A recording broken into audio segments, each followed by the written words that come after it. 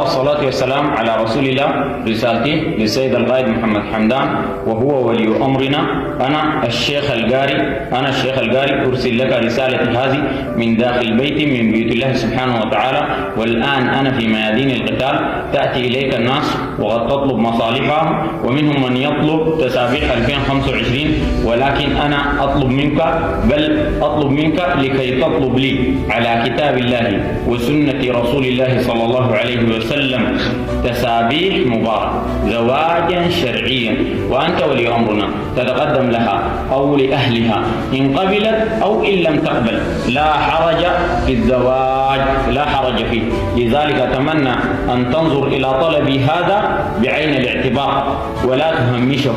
أنا الشيخ القاري، ولا أزيد على ذلك، بتاريخ 10/11/2025. رسالتي هذه من داخل ميادين القتال للسيد القائد. أنا أطلب تسابيح مبارك على كتاب الله وسنة رسول الله صلى الله عليه وسلم أمام كل المصلين الموجودين.